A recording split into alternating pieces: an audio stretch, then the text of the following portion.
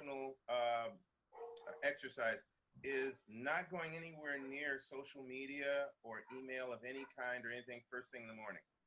Is the social media good for you in this or bad? Bad. Is that a general question? It's bad. Yeah. I do slightly the opposite thing. I get up, I read the news immediately, I check the social media, and then I don't look at it the rest of the day. Or for the most part, I slip every once in a while when I'm trying to play some sort of game on my phone. But I feel I can't sleep if I look at social media too late. So I do everything in the morning, get up, do emails, run, and then when I get home, then I start to sort of lessen the day where I go feed the squirrels. Jeff and I will play a video game in the evening, and then I meditate at night before I go to sleep. But we've actually been playing Assassin's Creed Odyssey. We have 300 hours. I knew it wasn't going to be something like Furby or something like that. No. It's Assassin's Creed Odyssey, 300 hours, and then we just started Origins. Changes that I've made for my mental health, Travis, which is I think one of your major kind of questions of this session, like how are we taking care of ourselves? Normally, my main media intake is kind of dystopias, because I just find the social commentary so interesting. So things like Westworld, Handmaid's Tale, that kind of thing. And I've found that I can't do that very much right now because we're living in a dystopia. So I've had to kind of change at the end of the day, like I don't want that to be what I'm consuming right before I go to bed. So I've been trying to choose things that are lighter or that highlight what I think is good about our society or fun or relaxing. So I've been watching one episode of RuPaul's Drag Race every night before bed, and that puts me in a better mood. I'm like, yeah, okay. Nice. I did Schitt's Creek for a while because that was just like such a therapeutic thing to watch. The hard thing for me is that like usually my go-to thing to make me feel better when it comes to media is Supernatural. Like that's my favorite show. It's what I write books about. It's like my thing, but Supernatural is also ending. So there was this sort of great sadness about that. And then the pandemic happened and then all the social injustice that's happening. So my escape and the thing that's therapeutic for me is actually something sad too. And I can't avoid any of it because I had a new book come out in May. So I can't get away from social media. I'm doing interviews instead of traveling and doing book signings. I'm doing podcasts and YouTube interviews and print interviews. But I can't not do that. That's the only way I can market the book right now. So I can't Congrats stay away also. from any of that. Yeah, congrats. It's hard. Yeah, I think it's a matter of what everybody is saying. I think it's a matter of how much we consume and what we consume. That I think that's really key because it's like some people OD on this stuff, whether it's positive or negative material, and it becomes pretty much their whole life. I like to, and I don't know ages here, not that it really matters, but I'm going to suspect very strongly I'm older than Jenna. One of my getaways is I go back to comfort food television, stuff from my childhood or my teens that I know has a happy ending, or I know good wins out. Now I know it's bull, but that doesn't matter, So one of the things that used to be a family thing. My father wasn't in the picture, so it was my mother, my grandmother, and my grandfather. When we would go to their house on the weekend, the grandparents on the weekend, in the evening, Saturday evening, one of the things my mom and my grandmother and I would sit and watch was Perry Mason with Raymond Burr. Okay, so to me, that's something I can do. I can watch that. I can watch Raymond do his thing. And I know his personal history and all that stuff. It's all good. It's all good. I'm watching him play Perry, and he can do that until the day I don't breathe anymore. And so I get in a better mood. There's camaraderie there. There's this, there's that. And like I said, ultimately, justice or good wins out. And I can go, thank you. I needed that. Now let me look at the news. Or now let me absorb the fact that there's a protester who was quietly doing his or her thing who just got pulled into a van that's unmarked. I can go back to reality knowing that, okay, I exhaled. I'm not carrying stress for multiple days and no escape. I'm already prepared for a few years from now when I'm sure my kid will inevitably make fun of our DVD collection. And I'll be like, listen, bucko, the internet is not forever. Because you buy a digital copy of something on Amazon, like if Amazon decides it's not yours anymore, we will just have to bow down to the great Amazon because they have all the power. But if I have that DVD, I've got it forever. Yep, there you go. I've recently taken to watching fan edits. I've been like scouring the depths of Reddit and like for people who have like edited together movies in their own way to like tell a different story. And so it's a nice take on older stories that I'm super familiar with and I've watched like played out 10 times. So someone did an edit of the new Star Wars sequel trilogy called First Order Last Jedi. And it just takes all 3 movies and combines them into one very different, not very different, but pretty different narrative. Yeah, I watched Good Place. I rewatched the entire series, 3 times since the pandemic started, which I'm not sure what that says. That, and then my sister got me into this YouTube series from Dr. Kat, and it's K-A-T, and you know her, okay. She is so great. She talks about British history. She's so soothing and lovely, and she has reviewed 2 movies with her husband, and I cannot stop watching them, and it's so, I know a lot about British history, so being able to listen to someone who's as excited about it as I am was so nice. And in a way, I think listening to history kind of helps because people have been through crap before, really bad. You know, when you listen to stuff about the Black Plague or certain wars, you're like, okay, well, they survived that. Or the influenza in the 1920s. Yeah. Same thing. I was making that same comparison with my wife the other day where we were just talking about how much this sucks and how much we were just like, we wish it was over. And I'm like, I'm sure the Jewish folks fleeing Nazis in Europe during World War II, I'm sure they were like, you know, I'd love to go to school.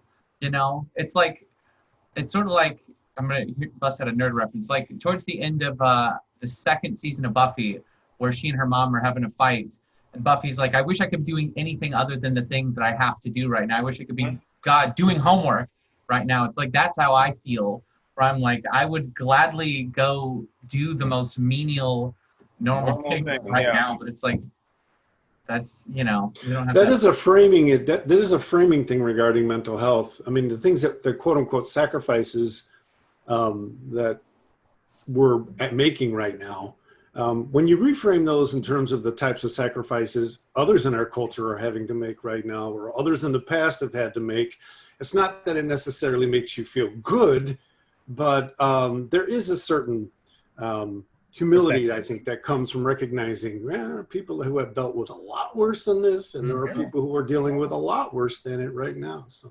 yeah, that's hopeful. I found myself, I went back and read some Viktor Frankl, you know, Man's Search for Meaning, sort of the classic text that like compare yourself to what he was going through and what he did to get out of it. It makes you feel better. And then I watched a whole like 6-part series on the history of Philadelphia, which is where I live.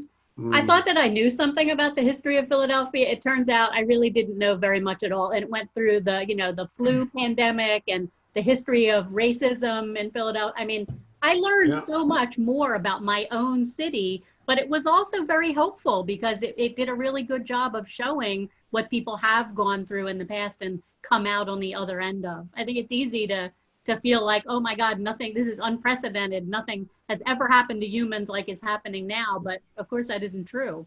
We just haven't experienced it. I keep remembering my grandmother talking about World War II. And my grandfather, who was actually stationed not that far from where I live, my 92-year-old grandfather who just got over COVID. So I'm nice. To that. But I also think, you know, talking and Travis, you've actually mentioned stuff about kids and delinquency in England after World War II. And I keep thinking about like how people came out of things. And so one of the things I'm trying to do with the running, because exercise helps my mental health. And so keeping myself, because I don't want to come out of this in worse than I went in. So I'm trying to do whatever I can instead of worrying about being productive. I'm trying to worry about things that will make me feel better when I'm out of this, and that I'm not going to come out without mental health intact and physical health intact. And I don't want to end up using this time and making myself feel physically worse. I've been keeping up with the news more than I normally had in the past, which does not make you feel better unless you're really looking for the signs that, okay, here are people who are doing the right thing. Yes. Here are people who are pulling together. Yeah. And even as all this other stuff is going on, and the U.S. is doing so much worse than all these other countries for reasons, and for me, it was also part of my social media. For years, I generally avoided politics. I didn't feel that was what my role in the audience's world was. And there's a point where talking about your own books or talking about comic books and movies felt frivolous. And I've got a large social media following, mainly on Twitter. And you got to feel like, I need to say things. I need to be a little more blunt. First, just talking about the health stuff, but then just outright, talking about the politics themselves. And almost nobody's reacted negatively. I think I had already driven some people away previously with the first time I ever said something political. There went 12,000 Twitter followers. Right. But it hasn't. But the number hasn't really changed lately. I think I'm gaining as many as I'm losing. And I've had one person send a message saying it's like he's disappointed in me for sharing this, the Huffington Post stuff. But I've got other people who've ever commented or even noticed that I've changed have thanked me. A couple of people sending me notes saying, it's like, thank you, Dr. Langley, because having somebody like you say these things and share this news was encouraging to that individual. So for some of us, it's about immersing ourselves in some of this worse stuff as a way, I think, maybe feel a little more order for ourselves or a little more control simply through knowledge. Make your corner of the world a little less crazy. Well, one of the things that really is unprecedented about what's happening right now is the lack of I'll just say it, a lack of a federal voice bringing us all together. I mean, I've never been through a crisis living in the United States where this kind of thing happened and people weren't trying to bring people together. Yeah. And all this healing that we're all trying to generate at the individual level, at the small group level, at the city and state level, is just driven to be more necessary by the lack of a unifying voice. And that's, I got to tell you, that has quite a bit to do with why I do watch the news. It's not that I'm hopeful we're going to get a voice, but I just want people to continue to record what's happening right now so that we can learn from it, right? So that we can see what happens when we don't have that kind of leadership. So, yeah. And I do sort of take some solace, we're talking about history and the importance of understanding our history and reading about history. And I do take some solace in the fact that down the road, people will look back at what's happening. And I think it'll feel validating to know that they're sort of saying what a lot of us are saying now, but not everybody. That like, what the hell was happening, and look at the horrible things that happened because of that. And that just somehow makes me feel good to project into the future like that. Looking back on history, absolutely. And the fact that a lot of the people who made it through, I have a neighbor who escaped Germany just as the Nazi rise was occurring. I have another one, I have a friend whose parents lived in concentration camps in the Philippines, and they were from Holland. So I had that in my life. Now they're dead. Those people are gone. And I think one of the voices missing from what's going on right now is people who lived through the 40s, 50s, and 60s to say, excuse me, this looks really familiar. Get your head on straight. Let's get clear about what we're talking about here, no matter, again, what the racial or religious status is. Superhero stories. I mean, many, many stories, but superhero stories in particular, I think the great lesson is the importance of persistence. Whatever defeats, whatever happens along the way, the superhero wins the day in the end through persistence. When they get to when Captain America is the only one standing, yes, his shield is broken, and he's getting back up. He says again that he can do this all day. My favorite shot of that whole movie. And that's one of those kind of lessons that sometimes you have to learn through that filter of fiction, and then think about, okay, as we're going through these things in this world, how do we hold on to what's true about ourselves, and how do we persist?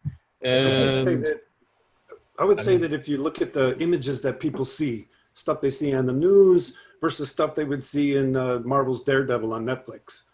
The sophistication and the nuance of lived human life is so much more robust in these Netflix narratives than anything we're seeing on the news is right now. And I would argue people that are tuning into what I would call these more sophisticated, nuanced narratives are getting a better story and having more to bring to the moment than people that are watching bipolar views that are being displayed in other media. So I think, well, you see my friend Jessica Jones here. I think if you read Jessica Jones, you find someone who's not sure she's a superhero and what the hell does that mean, and she just lives her life day to day trying to deal with that sort of anxiety about who she is. And yeah, how does she fit in? Exactly, and that's a sophisticated lived life story, and I love it. Yeah. One last thing I want to throw in is the original topic before we veer, which we do, was what are we doing for our mental health? One is simply that more days than not, I spend maybe 15 minutes, maybe an hour or more Zooming with the 2-year-old who's going to take Alex's time away at any point. And I've bought a whole lot of additional Funkos, which I didn't need because we play through Zoom. I play with this child who has no idea about all this crap that's going on. We play through Zoom. He tells me what to do with these toys. Although now that I've pulled out the cars, he wants me to go in the hall and watch me send the cars back and forth. I like that game more when I'm with him in person and he can be the one sending the cars across the room. Yeah. But that is for me just a wonderful thing, which also helps distract him while his parents try to have dinner. Yeah, so I was about to say, that's also a game that's good for my mental health as well. Anyone have last real quick 20-second thought before we cut out for today? I started reading 1177 about the fall of ancient civilizations around Greece and Egypt. It's really, really interesting if you're a giant nerd like me. And I've gone back to reading a lot of supernatural fan fiction, which I haven't had the opportunity to do in a long time because I've been too busy writing about supernatural. So it's been really therapeutic to just read it entirely for fun. Alex, take off your background because we can't read your book otherwise. Yeah, I want to see the book. I just got it, Axioms End by Lynn. There you go. Yeah. And also Way of the House Husband. It's about a Yakuza guy who becomes a house husband, but he still applies that brutal so great. Yakuza mindset to the most menial task. And it's really like wholesome and gentle and really funny and well drawn. And so this has been my good feeling thing that I read a lot. And as one last thing, I was doodling this earlier. I just figured, Birthday, Travis! Birthday, Travis! That's it. Yeah. Very nice. That's very nice. Here's another one. I'm just holding up. You can keep talking. I'm just gonna hold that up. Secretary. Yeah. I started a YouTube channel called Dark Loops Productions where I do podcasts on things like this. Good. Yeah. Oh yes, podcasts. I have Hysterical. It's HISTERICAL, and it's a comedic and lighthearted look at historical figures. So it's at Hysterical Pod everywhere. All right. Well, thank you all. It's really good to see and talk with you. Some of you I have, some of you I haven't, and it's really nice. Thank you. Thanks, Travis. Thank Happy you. birthday! Take care. Happy birthday. Happy birthday. Travis. Bye-bye. Bye, guys. Bye. Bye-bye. All right. Where am I stopping? There. Stop recording. There we go.